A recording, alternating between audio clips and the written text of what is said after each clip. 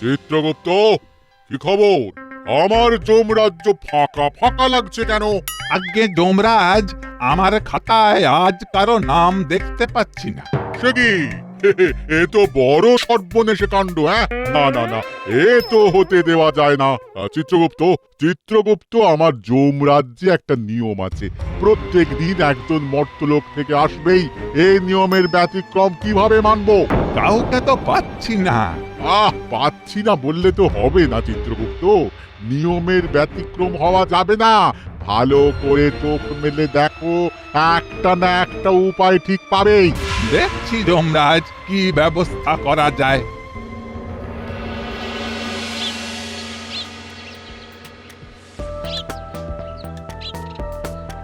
উইয়া বাবা রে, কি ভারী গোপাল দাদা। হবে না? ভারী হবে না? খাওয়ার বহরটা একবার দেখলি না? ওহ, কি খেতে পারে রে বাবা! উরি বাবা রে বাবা রে বাবা! আর আর কত দূরে নিয়ে যেতে হবে মন্ত্রী মশাই? এসে গেছে, এসে গেছে, ওই তো।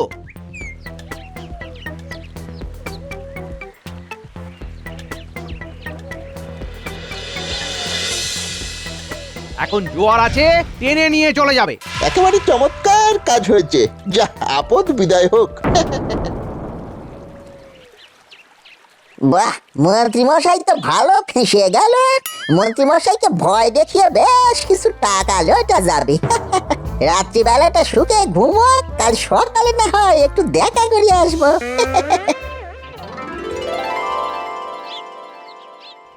এখনো আসছে না কেন?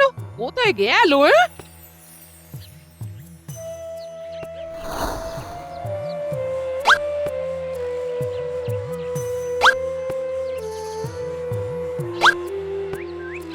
পুটি, বলি তোদের গোপাল দাদু কোথায় গেল রে? দিদা, আমরা তো আজ গোপাল দাদুকে দেখিনি। আমরা কিন্তু অনেকক্ষণ ধরে খেলছি। আমি এখন কি করি? বলি কোথায় যাই? হ্যাঁ, দিদা, মহারাজের কাছে যাবে? কথাটা মন্দ বলিসনি রে পুটি। যদি মহারাজ কোনো বিশেষ কাজে পাঠান, চলো দিদা, আমাদের সাথে মহারাজের কাছে। বলছিস? চল তাহলে, চল।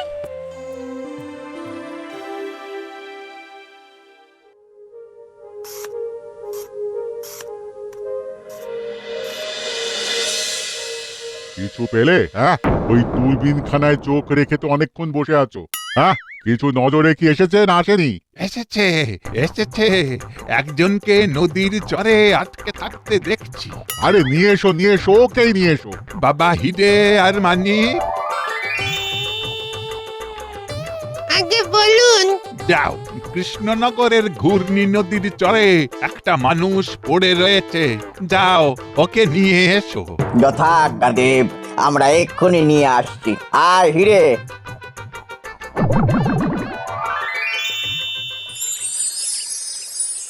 এই দেখ মানিক, এই লোকটা। এই দেখে তো মনে হচ্ছে এখনো প্রাণ আছে। তাহলে কি করব? ল্যাংমশের বাড়ি মেরে ওই বস্তার ভিতর পুরব? পৃথিবীতে যেটা হয় সেটাকে যমরাজ্যে প্রয়োগ করা কি ভালো? ওকে জ্যান্তই নিয়ে চল। পথে যেতে যেতে যদি পড়কে যায় তাহলে অন্য ব্যাপার। ঠিক বলেছিস। এইসব জ্যান্ত মরার ওই ছক্কা পাঞ্জা ব্যাপার স্যাপার ওই মর্তলোকেই থাকুক, আমাদের ওখানে সব পরিষ্কার। শরীরে খুব যন্ত্রণা। সারা শরীর ভিজে কেন? এ কিরে মানিক, এই যে কথা বলছে। তোমরা কে? তোমরা তোমরা এরকম অদ্ভুত সাজে এসেছো কেন? তোমাকে নিয়ে যেতে এসেছি। কোথায় নিয়ে যাবে? জমালয়। তোমার সময় হয়ে গেছে। চলো চলো মানিক, বস্তায় ভরে নে। আরে আরে, তোমরা কে? আমরা যমদূত। নে, এবার বস্তায় পুরে নে। আমাদের নাম শুনেই জ্ঞান হারিয়েছে। ঠিক বলছিস। তার মানে এই মর্তলোকের বাসিন্দারা আমাদের এখনো ভয়ভক্তি করে, এটা জেনে বড় ভালো লাগছে। চল এবার।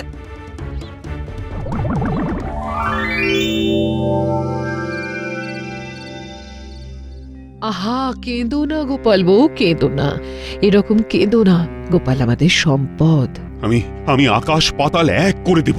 আজ রাত থেকেই আমি গুপ্তচর লাগিয়ে দিচ্ছি। আজ সকাল থেকে আমার বাছরটা কাঁপছিল, তখনই বুঝেছি কিছু একটা অঘটন ঘটবে।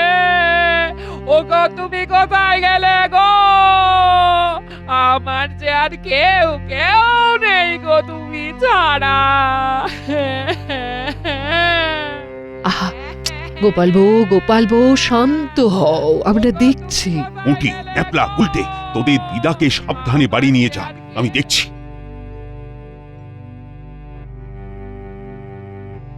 আমার মন বলছে গোপালের কিচ্ছু হয়নি, গোপালের কিছু হতে পারে না। মহারাজ, আপনি এক্ষুনি গুপ্তচরকে খবর পাঠান। তুমি কিচ্ছু চিন্তা করো না রানী, আমি গোপালকে ফিরিয়ে আনবই। প্রহরী,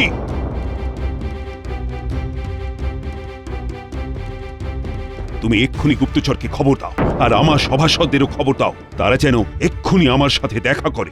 যথাজ্ঞা মহারাজ।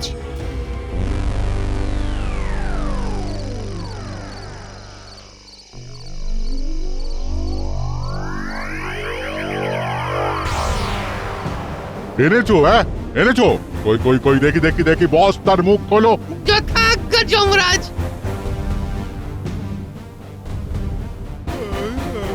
কি এ তো দেখছি বেঁচে আছে।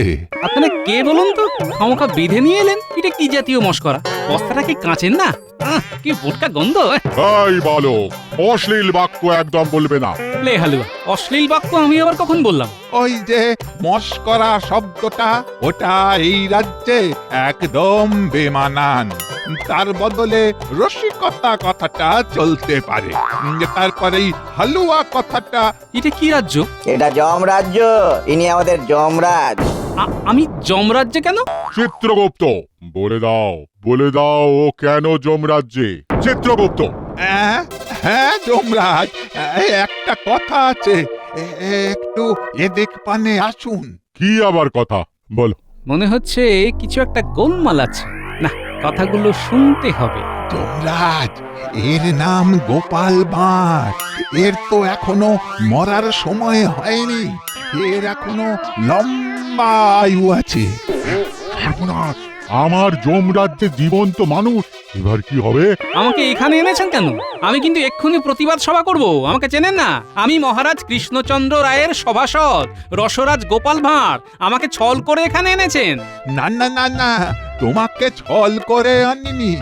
আমি এখান থেকে দেখতে পেলাম তোমাকে মেরে নদীতে ভাসিয়ে দিল, আর আমাদের আজ মর্ত থেকে একটাও মরা আসেনি। বাহ, বেড়ে কথা বলছেন। যা হোক, একটাও মরা আসেনি বলে একটা জ্যান্ত মানুষকে মরা সাজিয়ে ওই বোটকা গন্ধওয়ালা বস্তার মধ্যে করে যমরাজ্যে ফেলে দেবেন? এই, আপনি দেবতা? হ্যাঁ গোপাল, আমাদের খুব ভুল হয়েছে। ভুল হয়েছে বললে তো হবে না, ভুল শোধরাতে হবে। আমাকে আবার কৃষ্ণনগরে পাঠিয়ে দিন। আরে সেটা হবার তো জো নেই গোপাল। যমরাজ্যে যে আসে সে তো আর মরতে ফিরতে পারে না। এটা বললে তো হবে না যমরাজ, আমি তো স্বেচ্ছায় আসিনি। এসেছি, বলুন বলুন, আমাকে নিয়ে এসেছেন। আমার কিন্তু খুব খিদে পেয়েছে, খাবার দিন। আগে খাবার খাই, তারপর সব গল্প শুনবো। ঠিক আছে ঠিক আছে ঠিক আছে। এই হিরে মানে কে যত্ন করে অতিথিশালায় নিয়ে যাও। এই যা যা খেতে চাইবে খাওয়াও, কোনো কার পণ্য করো না। হ্যাঁ, যথাজ্ঞা যমরাজ। আসুন দেব। বাবা, এক ঝটকা একদম তুমি থেকে আপনি, তারপর আবার দেব। ওহ, আর পারি না।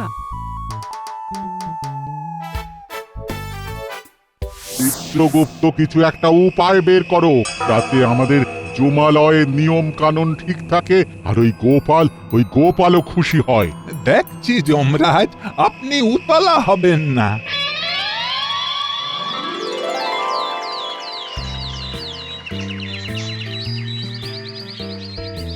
মন্ত্রী মশাই, ও মন্ত্রী মশাই, একটু বাইরে আসুন, আপনার সঙ্গে অনেক কথা আছে। কাল অনেক রাত অব্দি রাজসভায় জরুরি কাজ ছিল, কিন্তু কিছুক্ষণ আগে কাজ থেকে এসে এখন ঘুমোচ্ছে। আরে আমি সেই খবরটা দেব বলেই তো সাত সকালে এসেছি। গিন্নিমা গিয়ে মন্ত্রী মশাইকে বলুন কেলে পয়সা এসে একটা জরুরি খবর দেবে বলে দেরি আছে। ঠিক আছে, ডেকে দেখি।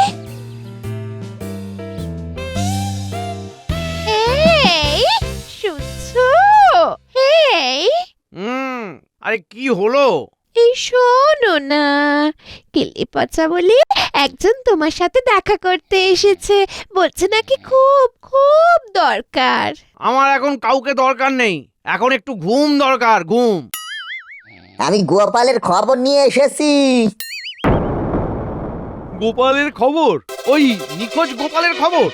তুমি ওই খবর দিতে একেবারে শোবার ঘরে ঢুকে গেলে? আমি সব দেখেছি কিনা। কি? তুমি সব দেখেছো? গিন্নি, গিন্নি, তুমি একটু যাও তো, যাও যাও যাও, আমাদের খুব দরকারি কথা আছে। বাবা রে বাবা, এই তো বললে এখন কাউকে দরকার নেই, আবার বলছো খুব দরকার। তু মুখে কথা বলে। যাও যাও, তোমার সাথে আর কথা বলবো না, যাও। তুমি কি দেখেছো? সব দেখেছি। রাজামশাইকে বললে উপহার পাবো এককালীন, আর আপনাকে বললে মাসিক একটা বরাদ্দ হয়ে যাবে না। তুমি কি বলতে চাইছো? যেটা শুনে আপনার মাথা চুলগুলান এইরকম খাড়া হয়ে ঝাঁটার কাঠির মতো হয়ে যাবে। শোনার আগে অর্থকরী বিষয়টা একটু আগে ভাগিয়া বলিয়ে দিলে ভালো হয়। তুমি কি দেখেছো সেটা আগে বলো। ও, পুরোটা না শুনে আপনি দেবেন না? ঠিক আছে, শুনিয়ে নিন। বটা ঘটাকে নিয়ে আপনি গোপালের দেহ ঘূর্ণি নদীতে ফেলে দিয়েছেন, সেটা আমি দেখেছি। সর্বনাশ! আর ইন্দ্রভোগ দি কি হ্যাঁ, দাও, পুরো বালতিটা বসিয়ে রাখো। আর এই মদন ভোগটা? তোমাদের যত ভোগ আছে সব আমার সামনে রাখো, শেষ হলে আবার চাই। মন দিয়ে খেতে দাও। আচ্ছা, তোমরা কি আমার খাওয়ার সময় এরকম ড্যাব ড্যাব করে তাকিয়ে থাকবে? হ্যাঁ, যমরাজ বললেন না, ওই আপনার যাতে কোনো অসুবিধে না হয়। ওরে বাবা, এ তো নিমিষে সব হাওয়া করে দিল। আরে আরে, হা করে দেখছো কি? যাও যাও যাও, আরো ইন্দ্রভোগ মদন ভোগ সব নিয়ে এসো। দারুণ বানিয়েছে কিন্তু তোমাদের ঠাকুর। হ্যাঁ, শুদ্ধ দেশি ঘিতে বানানো। আরে দাঁড়িয়ে আছো কেন? যাও যাও, খাবার নিয়ে এসো।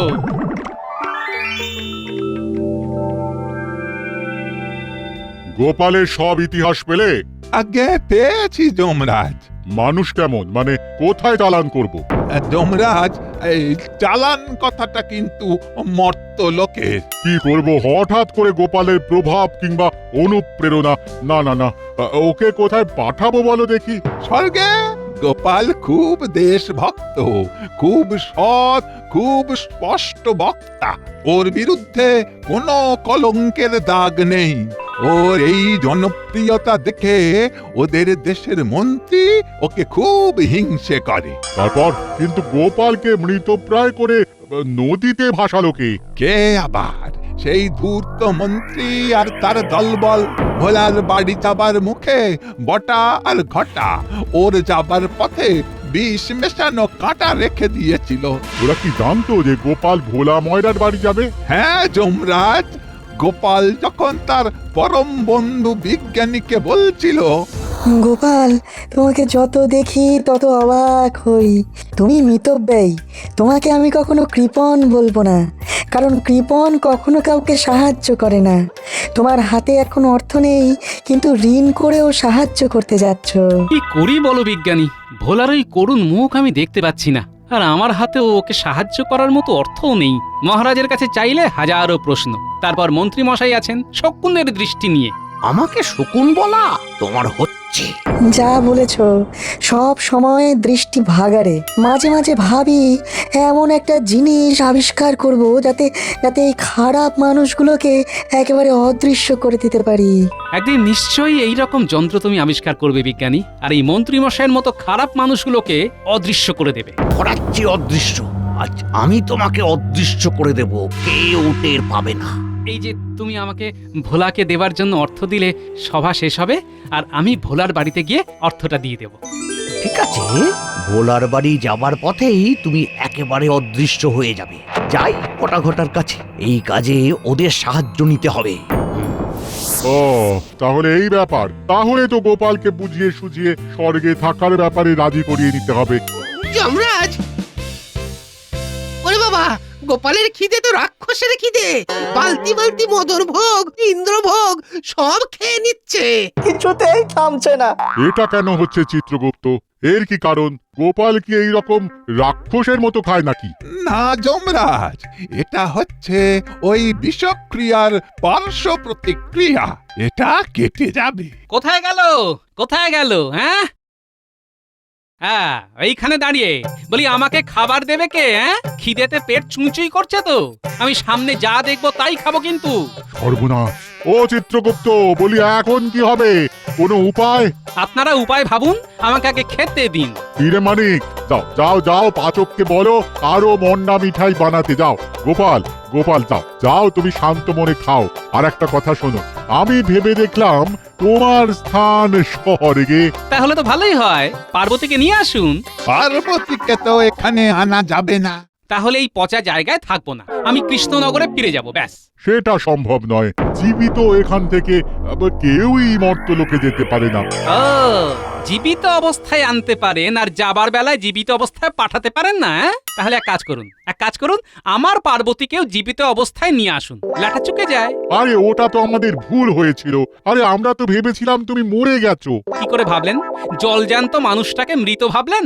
আচ্ছা, তোমার এই অবস্থা হলো কি করে? কিছু মনে পড়ছে? না, কিচ্ছু মনে পড়ছে না। শুধু একটা কথাই মনে আছে, ভোলাকে আমার কিছু টাকা দেবার ছিল, ও আমার জন্য অপেক্ষা করছে। আমাকে টাকাটা দিতে হবে, কিন্তু টাকাটাকে তো খুঁজে পাচ্ছি না। পাবে কি করে? হ্যাঁ, ওটা তো তোমার কাছ থেকে ঘটা বটা সরিয়েছে, আর তার সাথে মন্ত্রী। ঘটা আর মন্ত্রী মশাই কি করে? চিত্রগুপ্ত, তুমি ঘটা বটা আর মন্ত্রীর কথা গোপালকে বলো। শোনো গোপাল,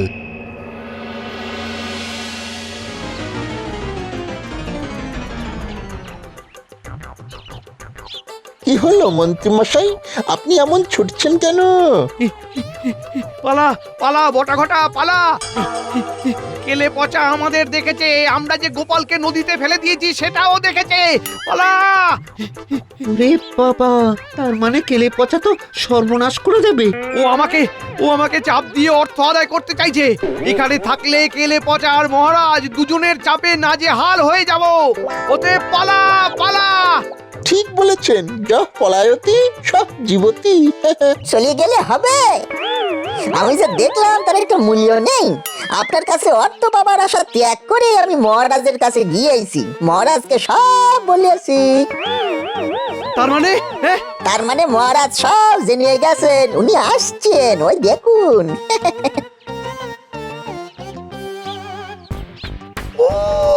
আমার একটা কাজও সঠিকভাবে হয় না।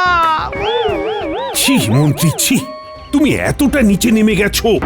হিংসেতে অন্ধ হয়ে গোপালের এত বড় ক্ষতি করলে। প্রহরী, মন্ত্রীকে বাঁধো, কারাগারে নিক্ষেপ করো, সাথে এই বটা আর ঘটাকেও। এবারে বুঝলে কেন আমরা তোমাকে মৃত ভেবে ভুল করেছিলাম? বুঝলাম, কিন্তু এই যে এত বড় অন্যায়টা হলো, তার কোনো শাস্তি হবে না? হয়ে গেছে। তোমাকে যখন নদীতে ভাসানো হচ্ছিল তখন একজন সেটা দেখে ফেলে, সে মহারাজকে জানিয়েও দেয়। ব্যাস, তাহলে তো ভালোই হলো। আমার পার্বতীকে এনে দিন, আমি আর আমার পার্বতী দুজনে স্বর্গে সুখে কাটাই। সেটা হয় না, নিয়ম নেই। ও, নিয়ম নেই? তাহলে আমি এই স্বর্গে কি করি একবার দেখে নিন। কি করবে? তছনছ করে দেব। একে তো আমার প্রচন্ড খিদে পেয়েছে, রাস্তাঘাটে গাছে কত ফল, সব খাবো। ও চিত্রগুপ্ত, এই যে সব কিছু তছনছ করে দেবে বলছে, কি করব কিছুই তো ভেবে পাচ্ছি না। তোমার যে কি করে একটা এইরকম ভুল হলো? এক কাজ করুন মহারাজ, গোপালকে বরং মরতে পাঠিয়ে দিন, পরে ইন্দ্রদেবের কাছে ভুল স্বীকার করে নেব। বলছো? হ্যাঁ, ঠিক আছে ঠিক আছে গোপাল, গোপাল তুমি তোমার জায়গায় ফিরে যাও। ফিরে মানে ওকে ওই ঘূর্ণি নদীর পাড়ে ফেলে দিয়ে এসো অজ্ঞান অবস্থায়। হ্যাঁ, কিন্তু তুমি তোমালয়ের কথা সব ভুলে যাবে গোপাল। হ্যাঁ গোপাল, হ্যাঁ হ্যাঁ, যাও যাও যাও যাও, গোপালকে নিয়ে যাও, গোপালকে নিয়ে যাও।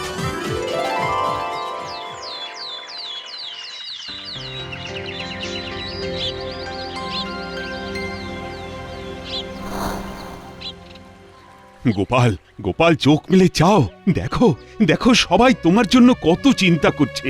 গোপাল বন্ধু আমার, তাকাও। আমি কোথায়? এই তো আমার কাছে গো। ওগো ওগো, তুমি ফিরে এসেছো, এই আমার ভাগ্য। এই চলো চলো চলো চলো। কিন্তু ভোলা কোথায়? এই যে গোপাল দাদা, তুমি ব্যস্ত হয়েও না।